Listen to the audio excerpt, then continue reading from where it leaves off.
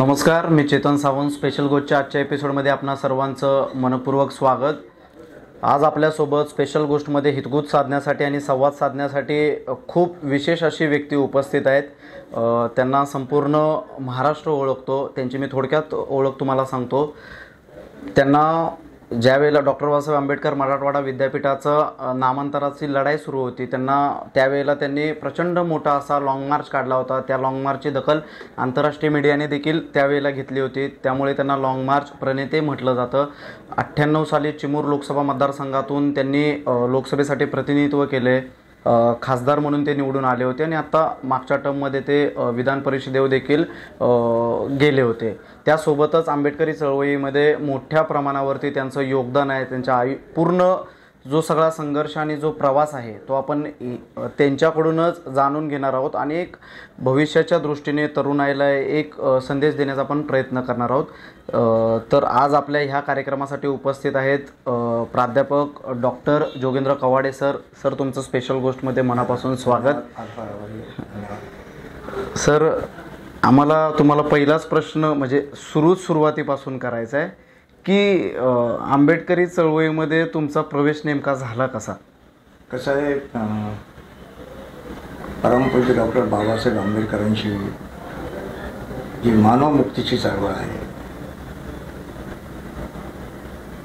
या मानवमुक्तीच्या चळवळीचं बाळ करून मला माझ्या परिवारातूनच मिळालं. सुरुवातीला शेड्यूल कास्ट फेडरेशन होती बाबासाहेबांची पक्ष. नागपूरमध्ये ज्या ठिकाणी माझा जन्म झाला त्या ठिकाणी त्यावेळेसचे शेड्यूल कास्ट फेडरेशनचे नंतर जे रिपब्लिकन पार्टी ऑफ इंडिया तयार झाली, सर्व ज्येष्ठ श्रेष्ठ नेते मंडळी जेव्हा नागपूरच्या शेड्यूल कास्ट फेडरेशनच्या रिपब्लिकन पार्टी ऑफ इंडिया कार्यालयात यायची, त्या रोडवर आमचं घर असल्यामुळे ही सर्व नेते मंडळी आमच्या घरी चहा पाण्यासाठी यायची. त्याच्या चर्चा वगैरे चालायच्या आणि तेव्हापासूनच बाबासाहेबांच्या चळवळीचं बाळकडू आम्हाला मिळालं. अगदी शालेय जीवनापासूनच चळवळीचा एक भीमसैनिक म्हणून, आंबेडकरी चळवळीचा एक कार्यकर्ता म्हणून बालवयापासूनच चळवळीमध्ये मी आहे. आमचा परिवारही आहे. माझे वडील देखील लक्ष्मणराव कवाडे हे शेड्यूल कास्ट फेडरेशनचे नागपूर विभागाचे कोषाध्यक्ष होते. माझी आई पार्वती नागपूरच्या एम्प्रेस फील्डमध्ये राहट खात्यामध्ये कामाला होती.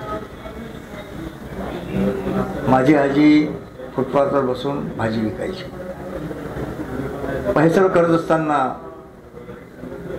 जे आंबेडकरी चळवळ जी आहे, ही आंबेडकरी चळवळ जोपासण्याचं काम आणि आंबेडकरी चळवळीचं जे चळवळीशी रुजवण्याचं काम आमच्या आईवडिलांनी केलं. तसे आमचे सर्वच नात्यागोत्याचे लोक आंबेडकरी चळवळीमध्ये आहेत. आमचे मेहुणे, सर्वात मोठे मेहुणे मुरारजी मुरारकर हे समता सैनिक दलाचे कॅप्टन होते. माझ्या मोठ्या बहिणीचे मिस्टर. माझे दुसरे मेहुणे बहिणीचे मिस्टर ॲडव्होकेट NH कुमारे, दादासाहेब कुमारे हे देखील विदर्भातील आणि महाराष्ट्रातील बीडी कामगारांचे मोठे नेते होते आणि ते रिपब्लिकन पार्टी ऑफ इंडियाचे महामंत्री देखील होते. कालांतराने राज्यसभेवर देखील ते गेले. हे सर्व आमचं संपूर्ण कुटुंब आणि परिवार, इवन नातेगोते जे आहेत, हे सर्व आंबेडकरी चळवळीशी समरस झालेले. आंदोलन असतील, मोर्चे असतील, सभा असतील, संमेलनं असतील, त्यामध्ये सातत्याने सहभाग घेण्याची संधी मला मिळाली. आणि सर्वात महत्त्वाची गोष्ट अशी की परमपूज्य डॉक्टर बाबासाहेब आंबेडकर नागपूरमध्ये धम्मदीक्षेचा कार्यक्रम घेतला. तुम्हाला हात लागला. धम्मक्रांती ज्याला आपण म्हणतो, न भूतो न भविष्य अशा प्रकारची धम्मक्रांती डॉक्टर बाबासाहेब आंबेडकर नागपूरच्या नागपूर या ठिकाणी की जवळजवळ लक्षावधी लोकांना स्वतः दीक्षा घेतली बाबासाहेबांनी, माईसाहेबांनी, लक्षावधी लोकांना बाबासाहेबांनी दीक्षा दिली.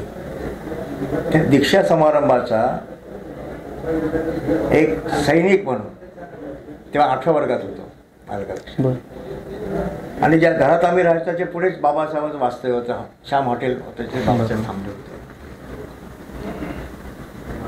आम्हाला मोठी उत्सुकता होती, कारण लहानपणावर बाबासाहेबांचं नाव ऐकायचो आम्ही, गाणे ऐकायचो त्यांचे, आई वडिलांच्या तोंडून बाबासाहेबांच्या कार्याचा सतत विचारांचा बारा आमच्यावर होत राहायचा.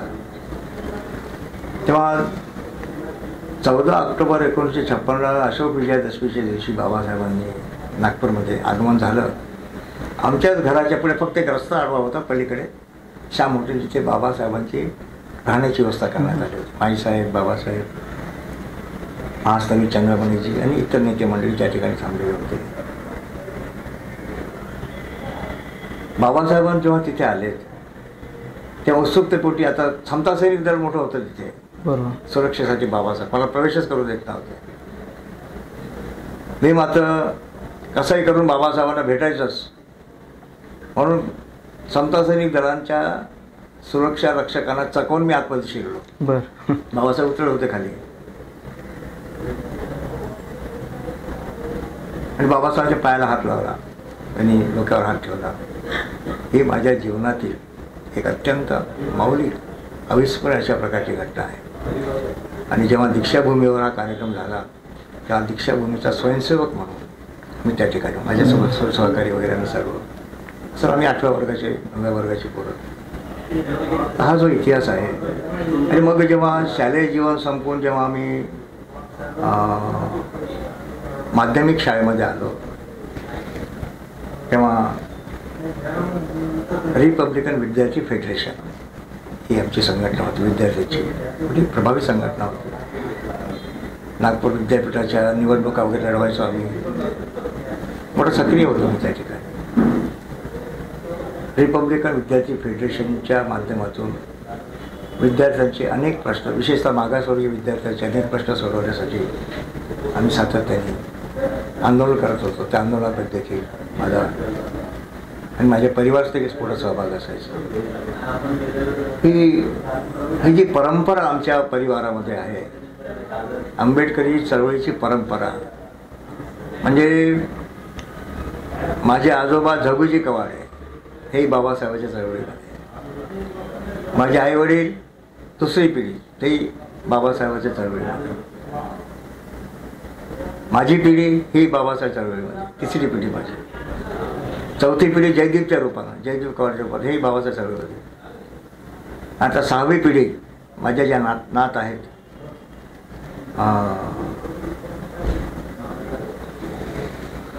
एकीचं नाव आहे छोटीचं अस्मिता आणि दुसरीचं नाव आहे,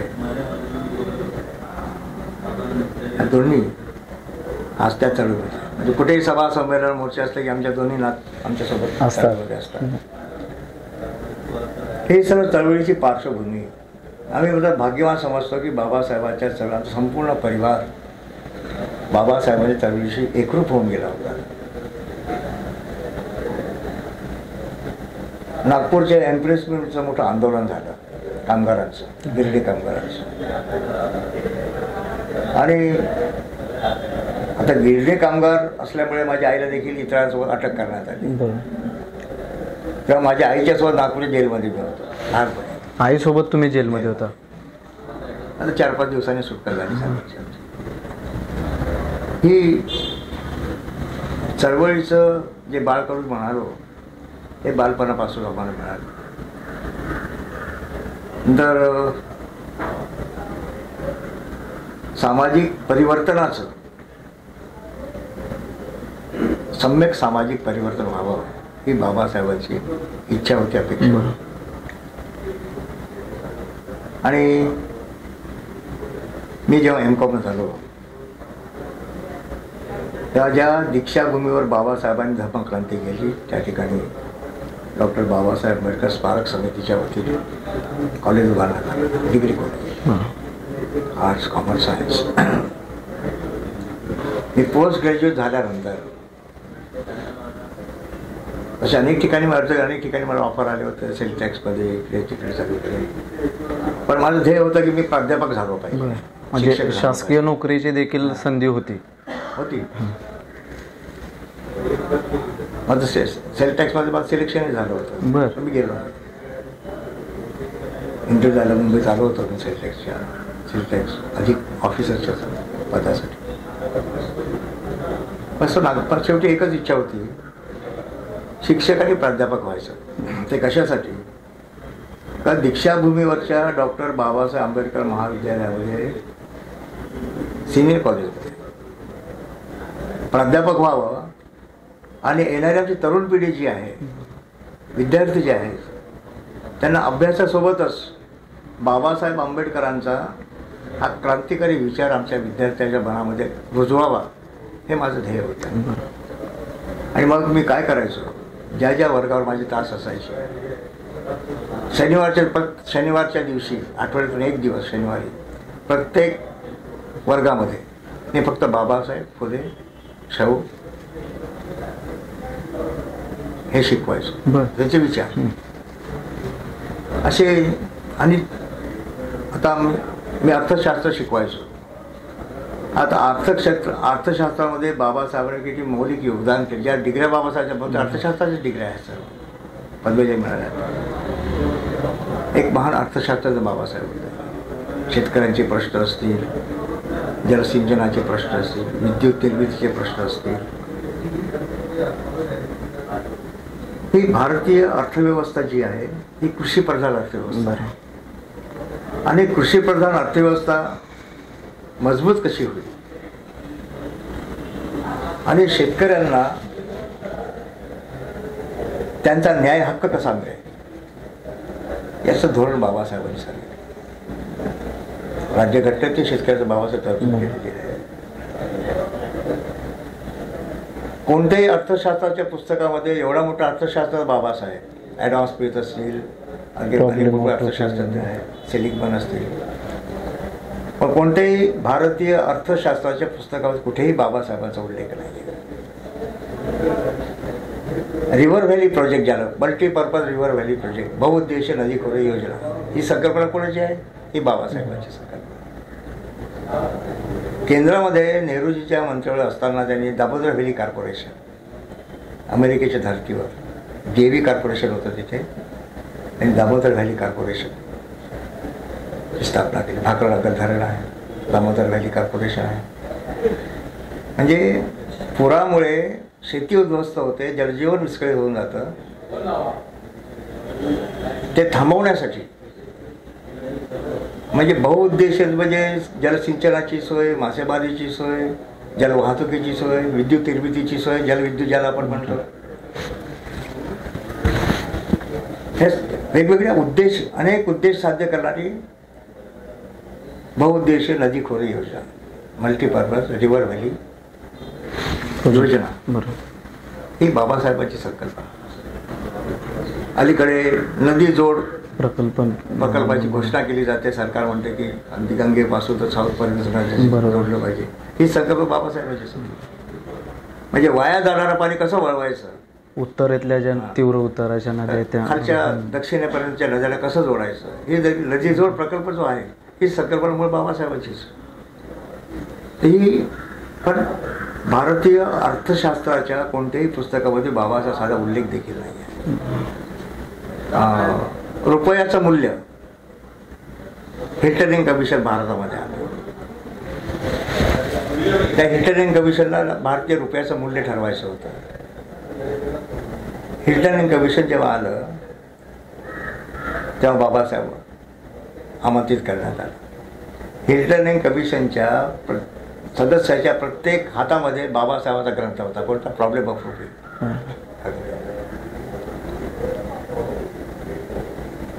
जेव्हा बाबासाहेब गेलेत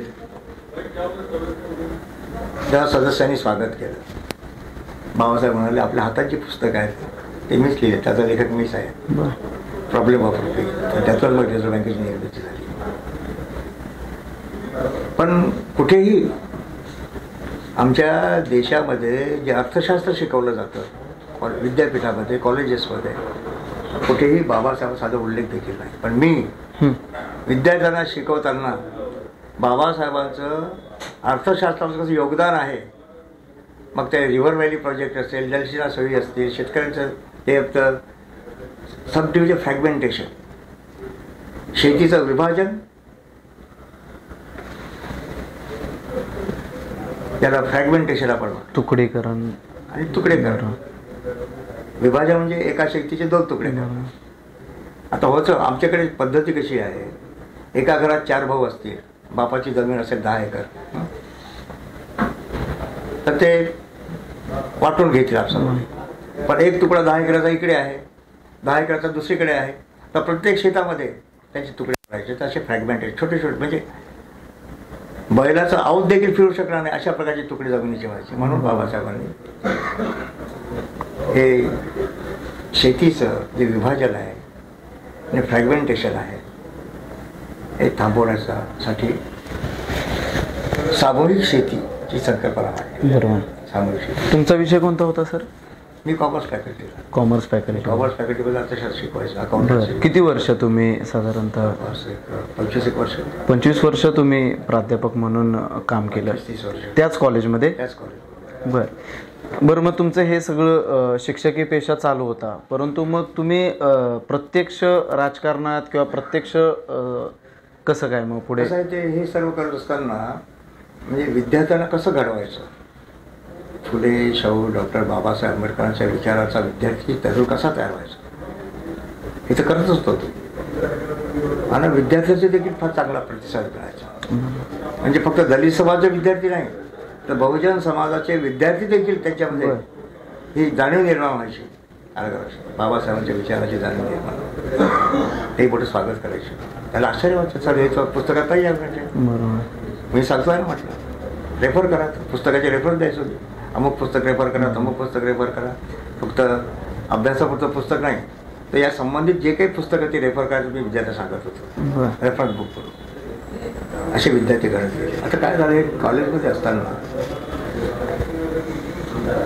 मग अनेक प्रकारच्या चळवळीमध्ये मी भाग घ्यायचो प्राध्यापक असताना.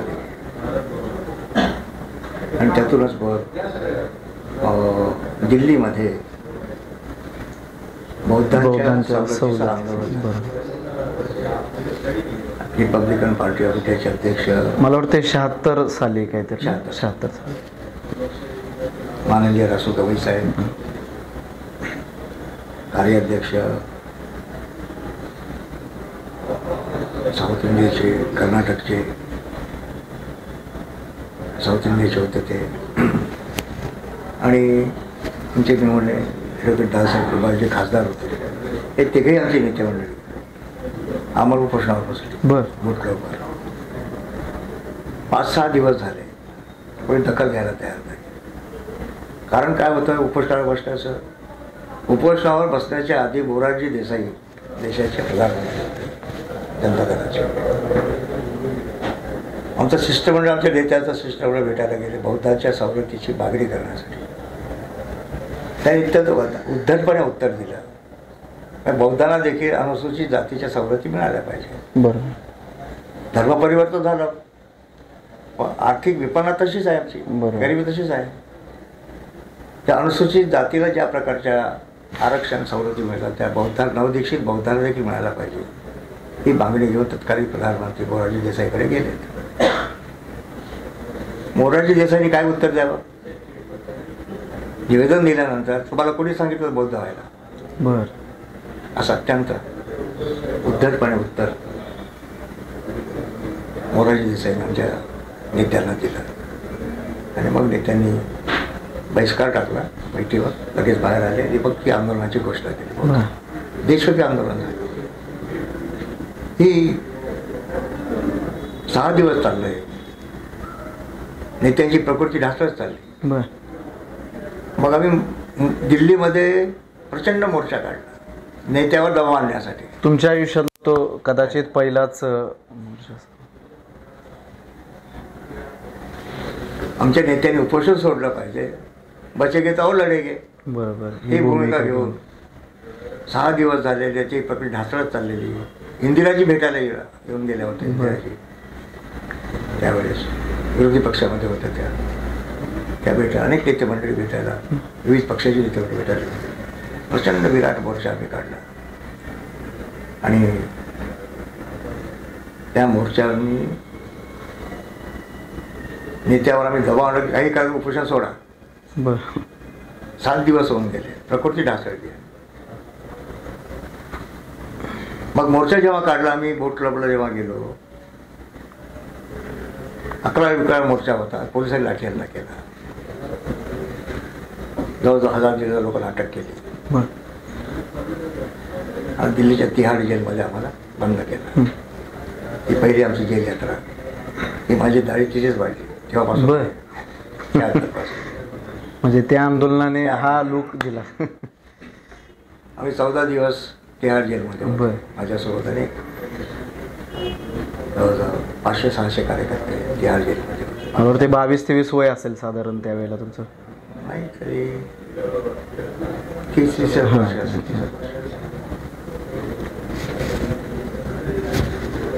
तिथून 14 दिवस पर्यंत आम्ही तिहाड बरं. जेलमध्ये होत्या. बौद्धांच्या सवलतीसाठी झालेल्या आंदोलनामध्ये तिथून आमचा कायापालट झाला. बरं. आज जो दिसला आहे तो प्रश्न मिटला का त्यावेळेला? नाही मिटला. सतत पुन्हा वाटते VP सिंगांच्या कार्यकाळामध्ये नंतर तो नंतरचा भाग आहे, अलीकडचा भाग आहे. प्रधानमंत्री झाले होते, बौद्धांना देखील सवलत देण्याची घोषणा दिली. अनुसूचित जातीला मिळणाऱ्या सर्व सवलती अवधिशीत बौद्धांना देण्याची घोषणा आणि तशा प्रकारच्या तरतूद कायद्यामध्ये VP सिंगाच्या काळात झाली. पण पूर्वीच्या मग काँग्रेसचं सरकार असेल किंवा जनताचं सरकार, त्यांनी मात्र या संदर्भामध्ये मोरारजी सरकार अनास्था दाखवून कोणत्याही प्रकारची आस्था दाखवली नाही, प्रश्न समजून घेतला नाही, दुःख समजून घेतलं नाही. VP सिंगाच्या काळामध्ये आम्ही जनता दलासोबत आघाडीमध्ये होतो. रामविलासजी पासवान वगैरे सगळे, बिहारचे मुख्यमंत्री नितीश कुमारजी वगैरे आम्ही सर्वसोबत, लालू प्रसाद यादव, कर्पूरी ठाकूर, बिहारचे मुख्यमंत्री, हे सगळे, शरद यादवजी, हे सगळे नेते मंडळी आम्ही सोबत अनेक मोठ्या सभा झाल्या. आणि नामांतराच्या आंदोलनाच्या सोबतच OBC समाजाचा म्हणजे मंडला लागू झाला पाहिजे, मंडळाची लढाई सुरू. मंडळ आयोग लागू झाला पाहिजे. या देशातील मंडळ आयोगाने सांगितल्याप्रमाणे देशातील 52% OBC समाजाला आरक्षण मिळालं पाहिजे. अशी तर घटनेमध्ये आहे 43 कलमामध्ये. बाबासाहेबांनी मंत्रिपदाचा जो राजीनामा दिला, कायदे मंत्रिपदाचा, त्याचं कारण एक होतं की OBC समाजाच्या आरक्षणासाठी कालेलकर कमिशन नियुक्त करण्यात आलं. कालेलकर कमिटीचा रिपोर्टही आला, पण तत्कालीन काँग्रेसच्या सरकारने बास्ताल गुंडाळून काही कारवाई केली.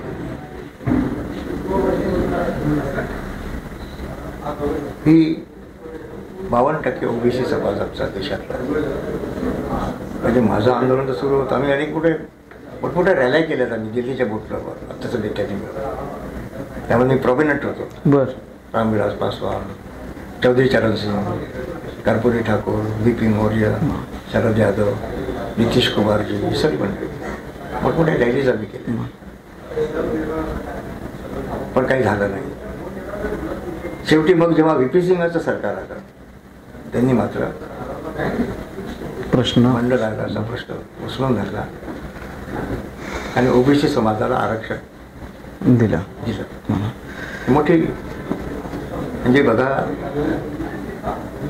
केवळ मंडळ आयोगाचं आरक्षण OBC समाजाला दिल्यामुळे VP सिंगाच्या सरकारमध्ये सहभागी असलेला BJP पाठिंबा काढून टाकला. आणि मग अडवाणीजींनी कमंडल यात्रा, मंडळच्या वेळेला कमंडल यात्रा सुरू केली.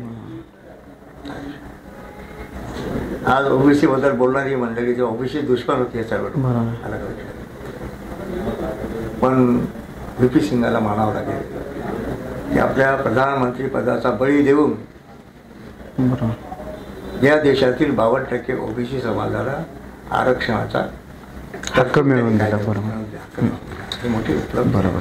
सर, मला महत्त्वाचा हा प्रश्न विचारायचा आहे की तुम्ही आयुष्यात अनेक आंदोलन केले, परंतु ज्या घटनेने महाराष्ट्रातलं राजकीय सामाजिक म्हणजे तो पोत बदलवून टाकला किंवा अनेक स्थित्यंतरं त्यानंतर झाली, नामांतराचा प्रश्न, म्हणजे तुमच्या नावाच्या अगोदर देखील एक टॅग लागतो की लाँग मार्च प्रणेते. तर नामांतराचा हा जो प्रश्न होता, हा नेमका प्रश्न काय होता आणि तो नेमका काळ कशा पद्धतीचा होता?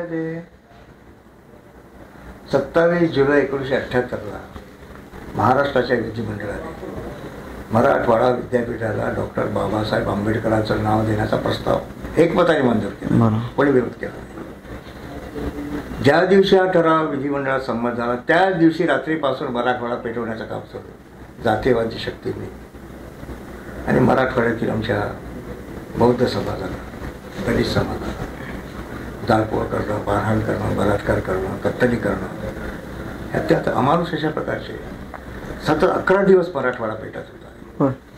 11 दिवसपर्यंत मराठवाड्यातील दलित जनता, बौद्ध जनता भयभीत जीवन जगत होती. अनेकांनी गावं सोडले या अत्याचारामुळे. मुंबईला आले, इकडे गेले, पुण्याला गेले, नागपूरला आले. 11 दिवसपर्यंत जेव्हा मराठवाडा पेटत होता, दलित अमानुष हल्ले केले जात होते आणि सरकार मात्र कोणती प्रकारची कारवाई, प्रतिबंधात्मक कारवाई करत होती, सुरक्षा करत होती. तेव्हा मग नागपूरमध्ये मी मोर्चा काढला.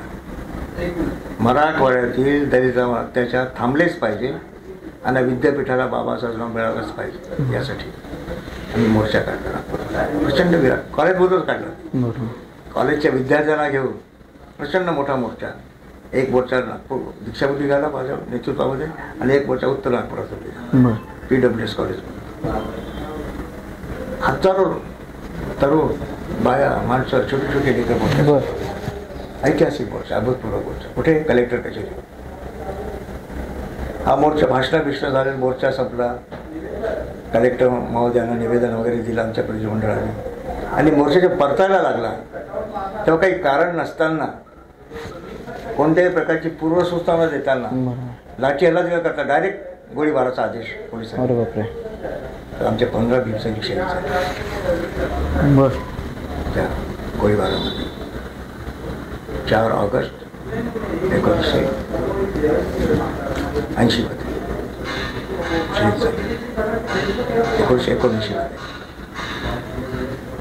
हे सर्व तांडव पाहिल्यानंतर मात्र बाबासाहेब आंबेडकरांच्या नावाला,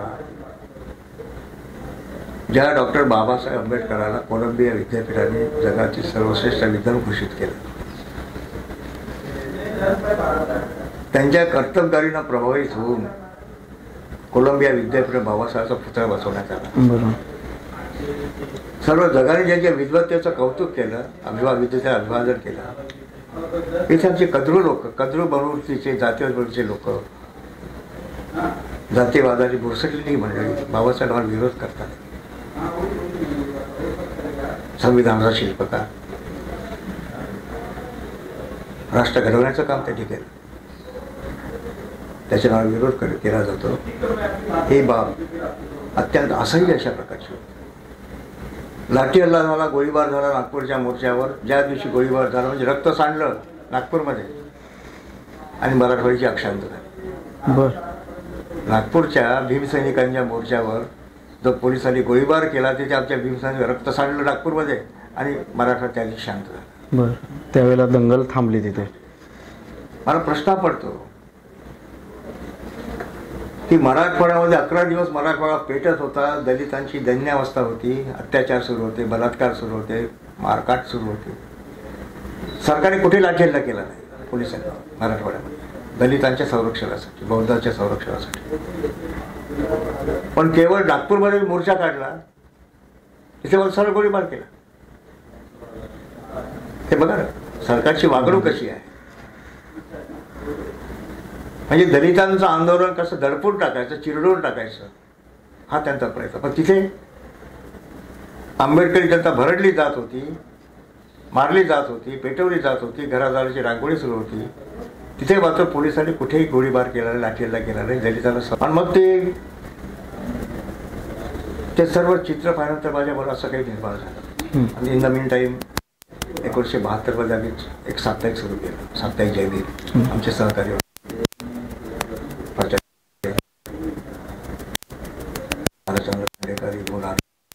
इथे म्हणून आम्ही साप्ताहिक सुरू केलं. त्यात संपादक मीच होतो, प्रकाशक मीच होतो संपादक. 1972 पासून तर 84 पर्यंत चाललं ते. 72 पासून. आणि किती कॉपीज निघायचे त्याच्या? सुरुवातीला आम्ही 3000 कॉपीज काढल्या. असं करता करता 1982 पर्यंत 15,000 कॉपी साप्ताहिकाच्या ह्या महाराष्ट्रात जायच्या. म्हणजे देशामध्ये ज्या ज्या ठिकाणी मराठी स्पीक आंबेडकरांचे माणूस असेल तिथपर्यंत आमचं हे जायचं साप्ताहिक. तेव्हा हे सर्व सुरू झालं तेव्हा मी असा निर्णय घेतला की असं काहीतरी आंदोलन आपण केलं पाहिजे की ज्याचा रोल संपूर्ण देशभर जगभर पसरला पाहिजे. मग मला बाबासाहेबांचा महाडचा सत्याग्रह वाचत असतात, इतिहास वाचत असतात, त्यात मला लॉंग मार्चची कल्पना सुचली. म्हणजे तिथून तुम्ही प्रेरणा घेतली. आणि कसं झालं ते त्यावेळेस गाड्या नव्हत्या, साधनं नव्हती, लोक आपले पुस्तके घेऊन लोक पायी पायी चालत जायचे. बरोबर. एसटी नव्हती, काहीच नव्हती, साधनच नव्हती ना, वाहतुकी साधनच नव्हती. पण बाबासाहेबांच्या महाडच्या 14 तळ्याच्या सत्याग्रहात सामील होण्यासाठी अनवाणीपणे पायी पायी चालत लोक त्या ठिकाणी पोहोचले. आंदोलनामध्ये हे पायी पायी चालत गेले लोक. आम्ही नाही चालू शकत का पायी पायी बाबासाहेबांच्या नावासाठी? ही संकल्पना जी आहे. आता नंतर मग ते चीनमध्ये मावसेतून लॉंग मार्च काढला होता. शेतकऱ्यांच्या कष्टकऱ्यांच्या सत्ता प्राप्तीसाठी. अमेरिकेमध्ये डॉक्टर मार्टिन लुथर किंग यांनी काळ्यांच्या मुक्तीसाठी आंदोलन लॉंग मार्च काढलं. आणि बाबासाहेबांच्या महाडच्या 14 तळ्यातून प्रेरणा घेऊन प्राध्यापक कवाडेंनी लॉंग मार्च काढलं. किती दिवस सर? त्यावेळी 11 नोव्हेंबर 1979 आम्ही सुरू केला. 15 दिवस आम्ही चालत होतो. 15 दिवस पायी पायी औरंगाबाद पर्यंत नाही जाऊ दिलं. औरंगाबादपर्यंत. बुलढाणा जिल्ह्यामध्ये आमचा लॉंग मार्च पोहोचला. सिंदखेड राजा तालुका आहे, जिजाऊ बाळासाहेबांचं जन्मस्थान. त्या जिल्ह्यामध्ये राहुरी नावाचं गाव आहे. राहुरी गावामध्ये एक मोठी खडकपुरा नदी आहे. त्या खडकपुरा नदीवरच आमचा लॉंग मार्च अडवला. आणि मग पुढे ठिकाणी म्हणजे पॅरामिलिटरी फोर्सेस लावले लॉंग मार्च अडवला. साधारण किती लोक असतील त्या लॉंग मार्चमध्ये? 7-8 हजार लोक त्यावेळेस त्यावेळेला. प्रत्येक गावातून जाईन होत जायचे ना. जसं पुढे जायचं तसं गावातले लोक सामील होते. 7-8 हजार लोक त्यावेळेस पायी चालत माझ्यासोबत. उपाशी तापाशी पाऊस थंडी वारा सगळं सहन करत रस्त्यावरच्या गावच्या लोकांनी आमची चांगली व्यवस्था केली. जेव खाऊ घातला. परत जिथे मुक्कामाचं जेवणाची व्यवस्था करायची. तिथे अडवला. दुपारी अडवला आमचा लॉंग. दुसरबीड नावाचं गाव आहे. दुसरबीडहून चालत देवी दुसरबीडहून आमचा लॉंग मार्च पोहोचलो दुसरबीडला. दुसरबीड मग निघालो आम्ही औरंगाबादकडे. तर राहेरी आणि दुसरबीडच्या मध्ये मोठी नदी आहे. खडकपुरा उंच आहे अशी. मोठा उंच पूल आहे. बाजूला आधी सारखी अशी दुपारी आमचा लॉंग मार्च आला. आम्हाला आम्ही म्हटलं परत जाण्यासाठी आलो नाही. मी डोक्याला बरं कफन बांधून निघालो आहोत. नाव घेतल्याशिवाय परत जाणार नाही. रस्त्यावरच आमच्या 7-8 हजार लोकांनी धरणं दिलं रस्त्यावरच. रात्री 12-1 वाजता पाऊस कोसळत होता. रस्त्यावर आम्ही सर्व झोपलेलो. अचानक पोलिसांनी लाठीला सुरू केला. रात्री 1-1 वाजता. आणि अनेक लोक कार्यकर्त्याला अटक करून माझ्यासहित एसट्यामध्ये बसवलं. काहींना पुण्याच्या जेलमध्ये पाठवलं, काहींना औरंगाबादच्या जेलमध्ये पाठवलं, काहींना वर्ध्याच्या जेलमध्ये पाठवलं, काहींना नागपूरच्या जेलमध्ये पाठवलं. मला मात्र त्यांनी नागपूरच्या जेलमध्ये नाही पाठवलं. बरं. आम्हाला ते जेलमध्ये टाकलं. मध्ये गेला तर पुन्हा तरी होईल बाबा मला बरं. जेलमध्ये. हा जरी लॉंग मार्च त्यांनी अडवला जवळपास 28-19 नोव्हेंबर जरी अडवला तरी 6 डिसेंबरला पोचायचं होतं आम्हाला. टार्गेट आमचं 6 डिसेंबरला पोचायचं होतं आणि स्वतः नामकरण करायचं. बरं. फलक लावायचा बाबासाहेब. लॉंग मार्च जरी जेलमध्ये टाकला तरी लाखोच्या संख्येने भीमसेनी 6 डिसेंबरला अनेक नेते मंडळी होते त्याच्यामध्ये. गंगाधरजी गाडे वगैरे सारखे नेते मंडळी, अरुण कांबळेसारखे नेते मंडळी आणि आमच्या बहुजन समाजाचे देखील नेते मंडळी, ज्याचे काही पुरोगामी विचाराची होती मंडळीची. मोठा सत्याग्रह त्या ठिकाणी झाला. अटक करण्यात आली, तिथे लाटेल्ले झाले. असा हा लॉंग मार्चचा आंदोलन. ही लॉंग मार्चमुळे गोष्ट घडली. जसजसा लॉंग मार्च पुढे सरकायचा तसतसा आमचा समाज बेचैन व्हायचा. काय होते नाही, काय नाही, काय होते नाही, काय नाही. पण हल्ले तर होणार नाहीत ना जातीवादाचे. बेचैन होता समाज. अगदी तेव्हा तर टी व्ही नव्हता ना, पण रेडिओ आकाशवाणीच्या बातम्या लावून सतत कानावर बसायचे. कुठपर्यंत गेला, कसं झालं, जेवण मिळालं की नाही, चालतात की नाही, कुणी आजारी पडलं की नाही, हे सर्व रेडिओवर बातम्या ऐकायची. त्या व्हिडिओही नव्हता. व्हिडिओ शूटिंग ज्याला होतं काही नव्हतं. साधे कॅमेरे आपले, काही पत्रकारांनी काढलेले फोटो वगैरे तुला आहेत आमच्याकडे. असं 6 डिसेंबरचा अभूतपूर्व सत्याग्रह. आम्ही जेलमध्ये असतात लॉंग मार्च जेलमध्ये दडपून टाकण्यात आला. 6 डिसेंबरचा सत्याग्रह फार भव्य दिव्य अशा प्रकारचा 11 विकार तो सत्याग्रह औरंगाबादच्या पुढे झाला. पण तेव्हापासून सातत्याने लॉंग मार्च फक्त एकाच गोष्ट, फक्त नामांतर हा त्याचा उद्दिष्ट होताच मूळ. पण त्यासोबतच डॉक्टर बाबासाहेब आंबेडकरांनी सामाजिक परिवर्तन अभिप्रेत होतं. आमचा बहुजन समाज हा देखील ज्या पद्धतीनं अलिप्त आहे त्यांच्यामध्ये परिवर्तन कसं आणता येईल.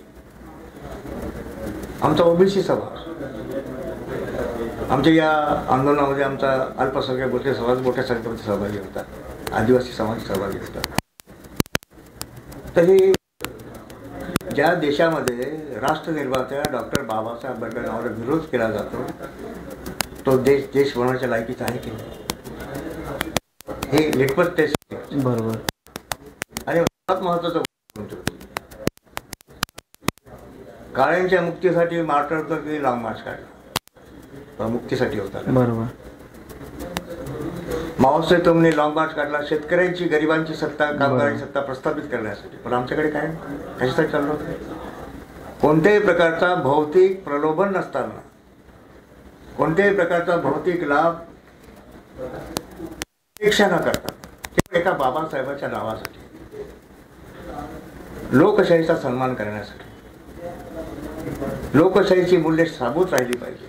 कारण लोकशाही पद्धत ठराव पास केला, त्यात सन्मान झाला पाहिजे, संविधानाचा सन्मान झाला पाहिजे, लोकशाहीचा सन्मान झाला पाहिजे.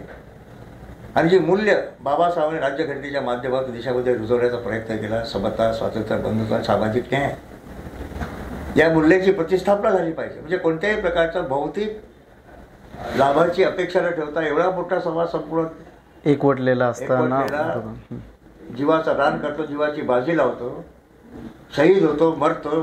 सर, तुमच्या एवढं नामांतर आंदोलन एवढ्या जवळून कोणी पाहिलं नाही, तुम्ही नेतृत्व केलं त्यावेळेला.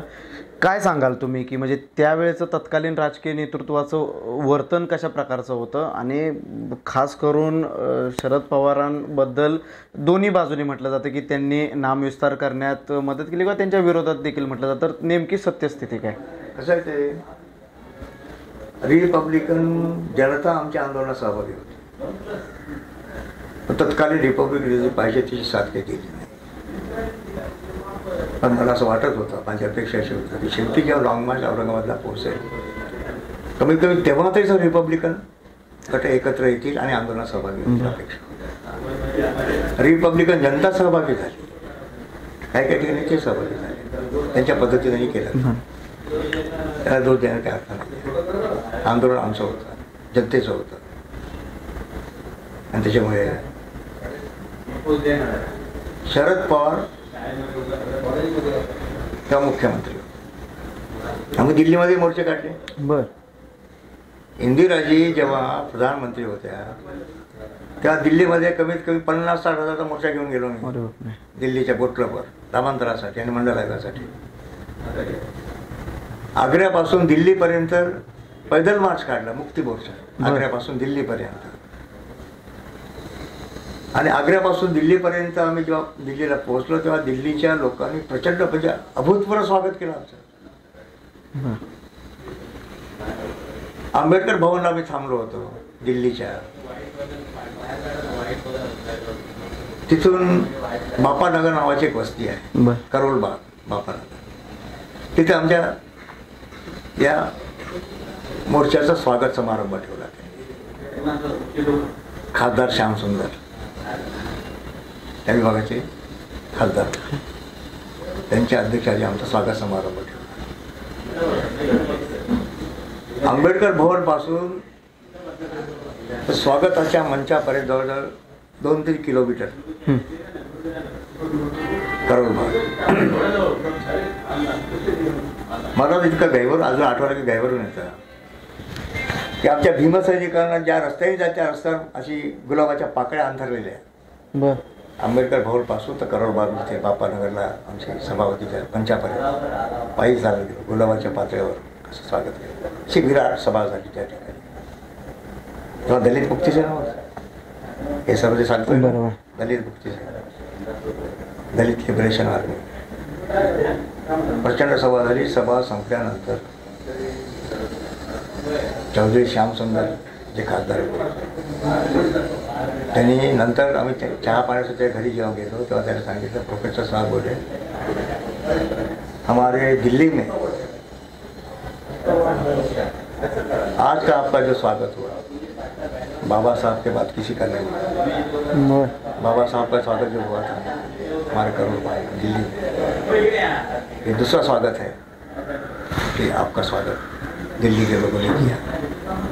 एक मोठी आणि संपूर्ण चळवळ पसरली, देशभर पसरली आमची चळवळ दलित मुक्ती सेनेची. प्रत्येक राज्यात मोर्चे निघायचे नामांतराचे, देशभर पसरलेलं मी चळवळ. आंध्र प्रदेश काय, कर्नाटक काय, गुजरात काय, छत्तीसगड काय, मध्य प्रदेश काय, दिल्ली काय, हरियाणा काय, बिहारमध्ये देखील आमचे मोर्चे निघायचे. देशव्यापी आंदोलन झालं आहे आणि लोकांचा सध्या बरोबर कि हमारे बाबा साहब के नाम को विरोध क्यों कर रहे हो. त्यावर संताप त्या देशामध्ये.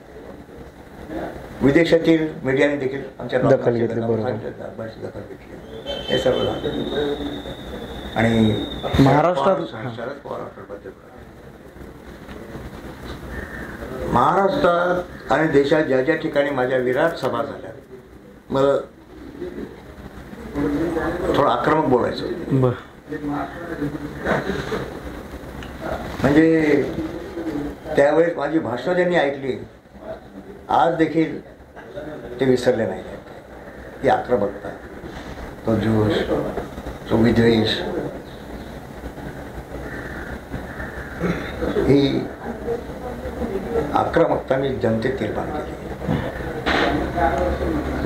आणि या माध्यमातून जे इतकं काही झालं की शेवटी शरद पवारांच्या सरकारने नंतर वसंतदादा पाटील आले, शरद पवार जवळजवळ महाराष्ट्रातील 20 जिल्ह्यामध्ये माझ्या प्रवेशावर भाषणाची बंदी घातली. 20 महाराष्ट्रातल्या. ही कुणी घातली? सरकार. बर. 20 जिल्ह्यांमध्ये. पण मी देखील त्याचे बंदी आदेश थोडं सभा घ्यायचं बेपत्ता होऊन जायचो.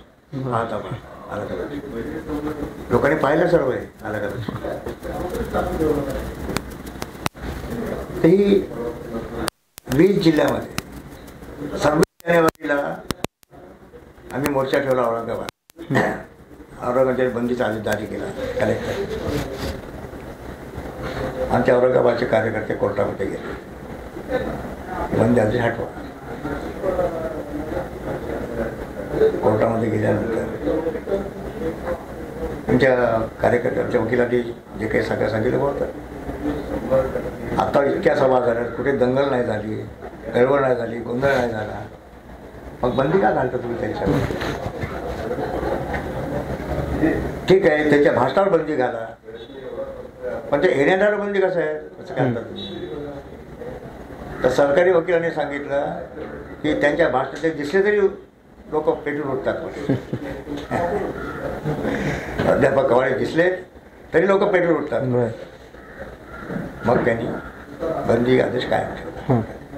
कोणत्याही मुद्द्याची मान्य केली सरकारी वकिलांनी. अशा अनेक जेल यात्रा झाल्या, जवळजवळ 70-80 वेळा जेल टाकण्यात महाराष्ट्राचे. नामांतर जे झालं त्याचं श्रेय तुम्ही कोणाला द्याल?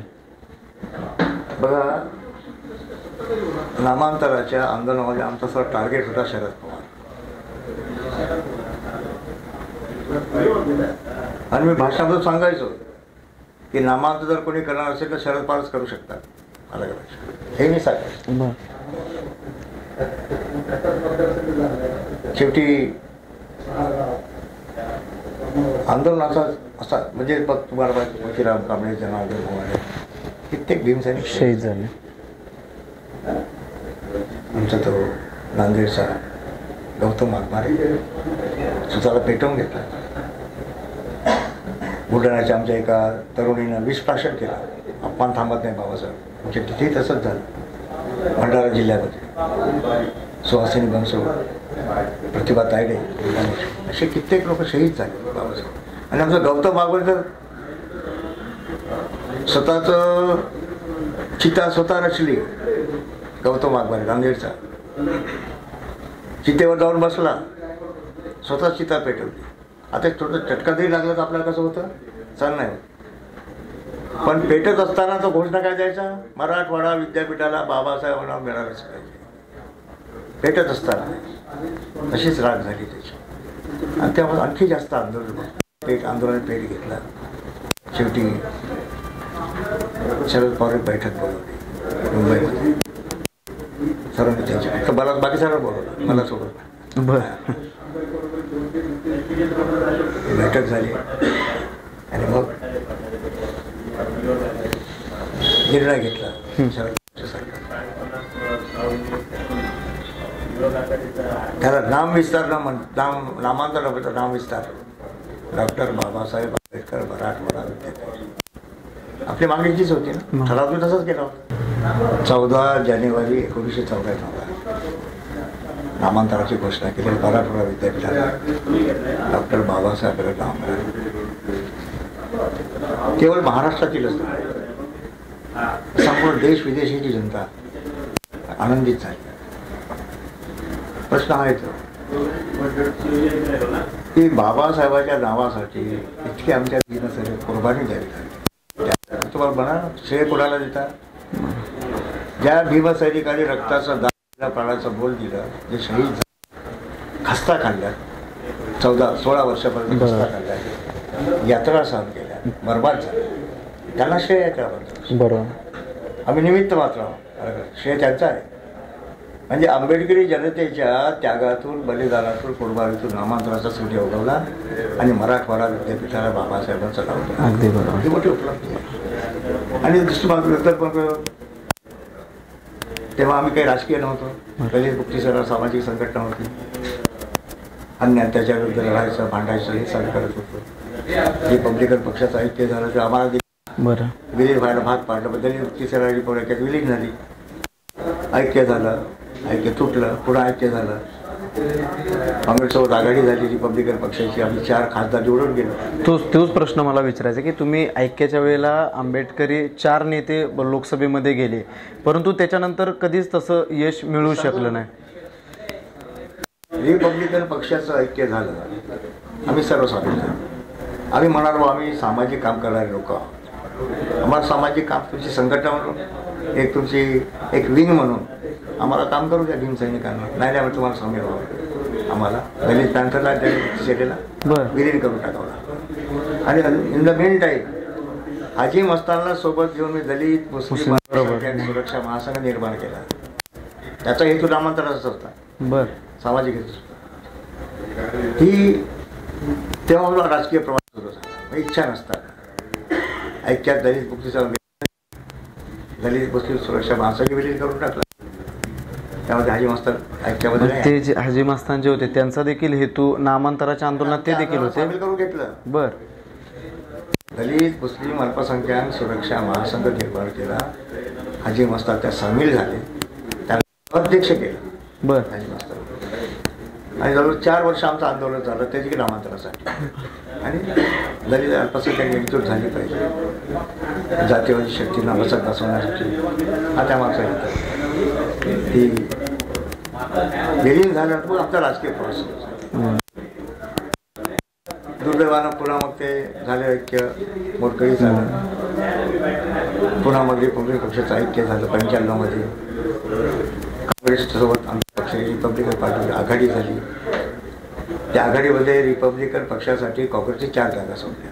अमरावतीची गवई साहेबांसाठी, आठवले साहेबांसाठी, अकोल्याची प्रकाश आंबेडकरांसाठी आणि चिमूरची माझ्यासाठी. आणि आश्चर्य म्हणजे सर्व ते राजकीय होते ना खुल्या जागेत खुल्या प्रवर्गातून ओपन सीटमधून आम्ही 4ही नेते निवडून आलो आणि खासदार झालो. म्हणजे 4 जागांच्या 4ही निवडून 100% यश मिळालं रिपब्लिकन पक्षाला. दुर्दैवानं अटल बिहारी वाजपेयीचं सरकार होतं. एका मताने ते पडलं. विरोधी पक्ष सरकार बनवू नाही शकले. मग लोकसभा 13 महिन्याचा 13 महिना असं ते झालं. तेव्हापासून राजकीय प्रवास आमचा. मग काही कारणामुळे आमचं नेतृत्व काही लोकांना आवडत नव्हतं. त्याच्यामुळे बाजूवर टाकण्याचा प्रयत्न केला. मग पीपल्स रिपब्लिकन पक्षाची स्थापना केली 2002 मध्ये. आणि तेव्हापासून हा प्रवास सुरू आहे. 1998 12व्या लोकसभेत मी निवडून आलो. 99 मध्ये पोटनिवडणूक झाली. पुन्हा मध्यावधी निवडणूक झाली. तिथे मी उमेदवारी उभा होतो पक्षातर्फे. त्याच्यानंतर देखील आणखी 2 निवडणुका लढवल्या लोकसभेच्या. त्यामध्ये मी विजय नाही होऊ शकलो. पराभव झाला. बीजेपीची निवडणूक आली. 98 मध्ये बीजेपीला मात देऊ. पण नंतर काँग्रेसची फाटाफूट झाली. राष्ट्रवादी काँग्रेस निर्माण झाली. त्याच्यामुळे जे यश मिळू नाही शकलं. 99च्या लोकसभा निवडणुकीमध्ये आणि 2000च्या लोकसभा निवडणुकीमध्ये या मध्यवर्ती निवडणुका. 98 नंतर 2 निवडणुका लोकसभा मी लढलो पक्षाची उमेदवार. यश नाही मिळालं. तेव्हापासून राजकीय प्रवास सुरू. आता पीपल्स रिपब्लिकन पक्षाच्या माध्यमातून एकदा मी 2002 मध्ये विधान परिषदेचं सदस्य झालो. खडकलांचं प्रकरण झालं. दलित बौद्ध हत्याकांड झाला. भैयालाल भोतपांगेच्या परिवाराला अगदी नष्ट कर बलात्कार झाले का फोटा तेव्हा विधान परिषद मेंबर होतो. आम्ही सरकारला सांगितलं त्यावेळेस. विधानसभेचे मुख्यमंत्री होते आर पाटील गृहमंत्री. हे अत्याचार करणाऱ्या लोकांना कठोर कारवाई झाली पाहिजे. पण वाचवण्याचा प्रयत्न सत्ताधारी त्यावेळेस केला. कारण सत्ताधारी पक्षाचे लोक त्या गुन्ह्यामध्ये हे जेव्हा मला आवडलं म्हणजे सरकार जर न्याय देत असेल तर सगळं नाव उपयुक्त आहे. म्हणून खैरलाजीच्या प्रश्नावर आमच्या बौद्ध समाजाला न्याय मिळाला नाही म्हणून मी सरकारचा निषेध बनवून माझ्या आमदारकीचा राजीनामा देऊन टाकला. माझ्याला 6 झाले.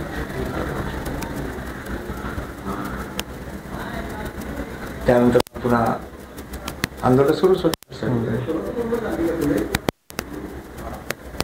तर परत 2014 मध्ये काँग्रेससोबत आमची आघाडी होती.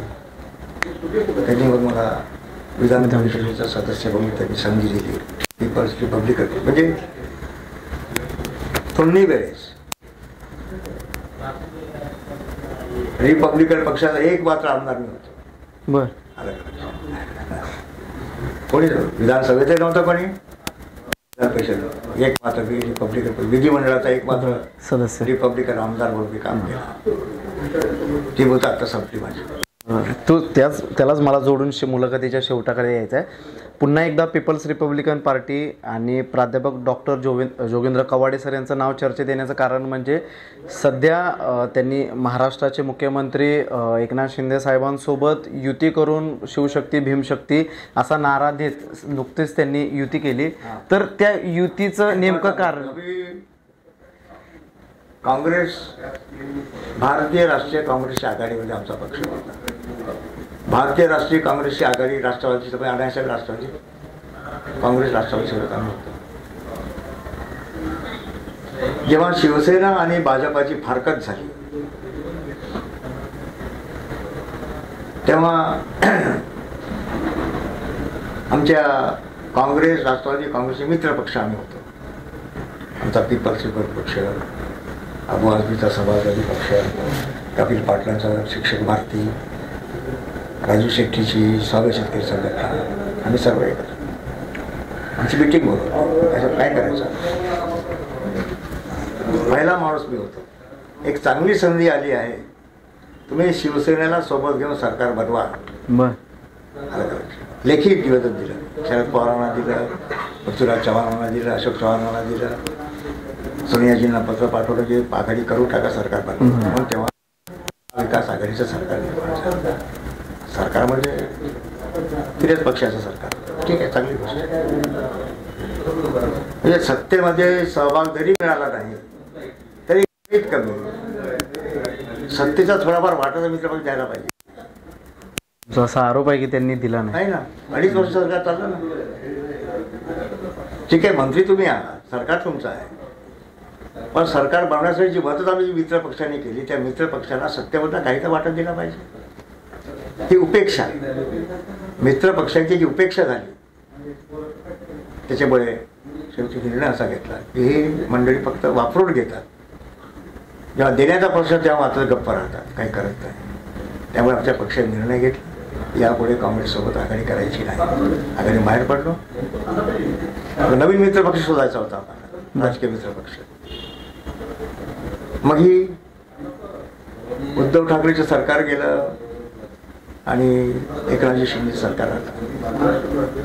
त्यांच्या धाडसाचं कौतुक वाटतं मला. 40 आमदार सोबत आणायचे, 12 खासदार सोबत आणायचे, काही साधी गोष्ट नाही आहे. ही जी हिंमत, धाडस त्यांनी दाखवलं, म्हणजे विद्यमान सरकारला बाजूला करून स्वतःचं सरकार स्थापन करणं, त्या हिंमतच लागते, धाडस लागतं. हे धाडस तरी आणि त्याच्यामुळे आणि एक साम्य एकनाथ शिंदेने आमच्या व्यक्तिमत्वामध्ये आहे. तरी एक सोन्याचा चमचा घेऊन पैदा नाही झाला, तळागाळ आलेला माणूस आहे, संघर्ष करत वर आलं, आज मुख्यमंत्री आहे. आम्ही ते संघर्ष करत वर आलो होतो. ते संघर्षाचं लेणं जे आहे, संघर्षाचा जो वारसा आम्हाला आहे, त्यामुळे आमचे तार जुळली आणि मग नवीन मित्र पक्षाच्या शोधात आम्ही होतो, राजकीय मित्र पक्षाच्या शोधात. त्यामुळे एकनाथ शिंदेजींचा, बाळासाहेबांची शिवसेना या पक्षासोबत आमच्या पक्षाने युती करण्याचा निर्णय घेतला आणि 4 जानेवारीला, त्याच्या आधी साधक बाधक चर्चा विचार झाला आमच्या, 4 जानेवारीला आमची संयुक्त पत्रकार परिषद मुंबईमध्ये झाली आणि दोघांनी, मुख्यमंत्री एकनाथजी शिंदे यांची बाळासाहेबांची शिवसेना आणि पीपल्स रिपब्लिकन पक्ष यांची युती झाल्याची घोषणा, अधिकृत घोषणा त्या ठिकाणी केली. ही करण्यामागची आणखी एक भूमिका अशी होती की राज्यातील हा उपेक्षित वंचित समाज आहे, याला विकासाच्या प्रवाहात कसा आणता येईल. वंचित ठेवला जातं अजून, सत्ता कोणाची असू दे, ते साम्यवादाची असू दे, काँग्रेसची असू दे, राष्ट्रवादीची असू दे, BJPची, कोणाची असू दे, पण या राज्यातला उपेक्षित वर्ग जो आहे तो नेहमी वंचितच ठेवला जातो, सत्तेच्या प्रभावात येत नाही. तेव्हा आमच्या वंचित, उपेक्षित दलित, आदिवासी, अल्पसंख्याक, मुस्लिम समाज, बहुजन समाज असे, ओबीसी समाज असे देखील न्याय मिळाला पाहिजे, प्रगतीची संधी मिळाली पाहिजे, त्यांची होत असलेली सामाजिक, शैक्षणिक, राजकीय उपेक्षा थांबली पाहिजे.